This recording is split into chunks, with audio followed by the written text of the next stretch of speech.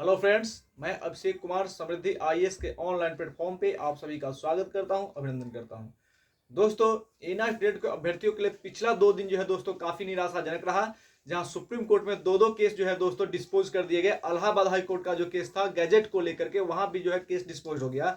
तो इसके बाद एनआईएएस ग्रेड के जो अभ्यर्थी है वो काफी निराश दिखाई दे रहे हैं और वो लगातार कॉल और मैसेज कर रहे हैं कि सर अब क्या होगा, एनआईएएस ग्रेड को मान्यता मिलेगी या नहीं मिलेगी। डिस्पोज हो गया है जो केस, उसमें आगे क्या होगा, क्या हम लोग जो है वो आगे हमारा भविष्य जो है वो क्या अंधकार में ही रहेगा कि आप फिर सुप्रीम कोर्ट या इलाहाबाद हाई कोर्ट से उम्मीद के कुछ किरण दिखेगी।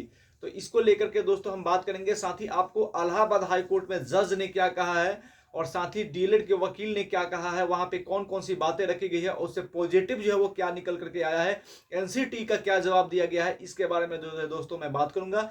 तो सबसे पहले अगर आप इस चैनल पे दोस्तों नए विजिट कर रहे हैं तो आप इस चैनल को सब्सक्राइब करें, लाइक करें, कमेंट करें और ज़्यादा से ज़्यादा शेयर करें कि जब भी कोई नया अपडेट जो है वो कि एनआईएएस ग्रेड को लेकर के आए तो ऑथेंटिक, सबसे ऑथेंटिक खबर जो है शीघ्रता से आप तक पहुंच पाए। दोस्तों, अब हम बात करते हैं सबसे पहले इलाहाबाद हाई कोर्ट की। आप सभी को पता है कि सुप्रीम कोर्ट वाला जो केस था वो डिस्पोज हो गया है और वहां कहा गया है कि आप जाइए और हाई कोर्ट से जो है वो पहले कीजिए, वहां से उसके बाद आप सुप्रीम कोर्ट में आइएगा। बात हम इलाहाबाद हाई कोर्ट की करते हैं दोस्तों। तो इलाहाबाद हाई कोर्ट में जो गैजेट प्रकाशन को लेकर के जो केस था 3438 यानी कि 3438/2024, 3438/2024 जो केस नंबर था वो इलाहाबाद हाई कोर्ट में गैजेट प्रकाशन कर लेकर के किया गया था कि क्यों जो है वो गैजेट को प्रकाशित नहीं किया गया है और कब जो है इसको प्रकाशित किया जाएगा। दोस्तों, तो मैं आपसे बताऊं कि इस केस को सबसे पहले आप देखिएगा तो उस पर डिस्पोज दिखा रहा है, यानी केस को डिस्पोज कर दिया गया है। लेकिन मैं कहूं तो वहां पे न तो डीएलएड हारा है और न ही डीएलएड जो है वो जीता है, यानी कि वहां पे कुछ नहीं हुआ है, केवल केस डिस्पोज हुआ है। और डिस्पोज क्यों हुआ है वो मैं आप सभी को बताऊंगा। इसमें एक ही चीज पे बात होनी थी गैजेट को लेकर के, और गैजेट को लेकर के जो बात होनी थी उसमें दो लोग तो थे वो मुख्य रूप से इसमें भागीदार थे। पहला जो था वो थी पब्लिकेशन कमेटी और दूसरा एनसीटी। दोनों से जो है वो क्वेश्चन पूछा गया। पब्लिकेशन कमेटी से पूछा गया कि आपने गैजेट में इसको क्यों नहीं प्रकाशित किया, तो पब्लिकेशन कमेटी ने जो है वो कहा कि रूल रेगुलेशन को फॉलो नहीं किया गया है, रूल रेगुलेशन को फॉलो नहीं किया गया है और कैश पेमेंट नहीं किया गया है। यानी कि पब्लिकेशन कमेटी ने कहा कि गैजेट को प्रकाशित करने के लिए जो रूल रेगुलेशन है उसको एनसीईटी ने फॉलो नहीं किया है।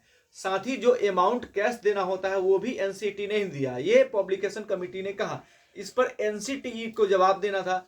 तो एनसीटीई ने जब जवाब दिया तो एनसीटीई ने यह कहा कि एनसीटी जो है वो सेंट्रल बॉडी है, यानी एनसीटी जो है वो सेंट्रल बॉडी है, इसलिए वो हाई कोर्ट में कोई भी जवाब नहीं दे सकता। ऐसा एनसीटी का जवाब आया कि हम सेंट्रल बॉडी हैं और सेंट्रल बॉडी को जो है वो हाई कोर्ट में जवाब देने के लिए बाध्य नहीं किया जा सकता। हाई कोर्ट में जवाब देने का एनसीटी का कोई अधिकार नहीं है। एनसीटी जो है वो हमेशा सुप्रीम कोर्ट में ही जो है वो जवाब दे सकता है, इसलिए हाई कोर्ट में उसका कोई प्रोसीजर नहीं है। हाई कोर्ट में कोर्ट ऑफ प्रोसीजर जो होता है उसके अंतर्गत एनसीटी नहीं आता है। ये कह करके जो है एनसीटी ने इस केस को जो है टाल दिया और उसने स्पष्ट कर दिया कि एनसीटी सेंट्रल बॉडी है, अगर उसको जवाब देना होगा तो वो सुप्रीम कोर्ट में दी जाएगी। और आपने इलाहाबाद हाई कोर्ट में केस किया है तो हाई कोर्ट में मैं कोई जवाब नहीं दे सकता, एनसीटी कोई जवाब नहीं दे सकती क्योंकि वो सेंट्रल बॉडी है और वो सुप्रीम कोर्ट में देगी जवाब। हाई कोर्ट के कोर्ट ऑफ प्रोसीजर में एनसीटी जो है कोई जवाब नहीं दे सकता, ऐसा एनसीटी ने कहा। और इस बात को जज साहब ने सुना और जज साहब भी जो है इस बात से एग्री दिखे और वहां से ऑर्डर आया, हाई कोर्ट से ये ऑर्डर आया। जज साहब ने भी कहा कि नहीं, ऐसी ये बिल्कुल सही है, कोर्ट ऑफ प्रोसीजर में ऐसा नहीं है कि हाई कोर्ट में एनसीटी जवाब दे, एनसीटी सेंट्रल बॉडी है, ऐसा जज साहब ने भी कहा। और अब जो है जो चूंकि ये केस डिस्पोज कर दिया गया है तो इससे एनआईएएस डीएलएड के जो अभ्यर्थी है उनको कोई जो है वो घाटा या नुकसान नहीं होने वाला है, क्योंकि उनकी मान्यता को लेकर के केस जो है वो जारी रहेगी। और सुप्रीम कोर्ट में अगर इस केस को ले जाएगा तो वहां पे जो है इसका फायदा आपको जरूर देखने को मिलेगा। अब बात करते हैं हम दोस्तों सुप्रीम कोर्ट वाले केस की। तो यहाँ पे इलाहाबाद हाई कोर्ट का तो हो गया कि जो डिस्पोज हुआ है उसमें डीएलएड न तो हारा है न तो जीता है, जो भी है वो केवल एनसीटी के जवाब पे जो है वो इस केस को डिस्पोज किया गया है, क्योंकि हाई कोर्ट में एनसीटी जवाब नहीं दे सकता, वो जो है सुप्रीम कोर्ट में जवाब देगा। अब सुप्रीम कोर्ट वाले केस जो पप्पू सर के द्वारा किया गया था एनआईएएस डीएलएड को मान्यता दिलाने के लिए, वहां पे कपिल सिब्बल सर को जो है हायर किया जा रहा है और 5 तारीख, आज 3 तारीख है, 5 तारीख के बाद वो अवेलेबल हो जाएंगे।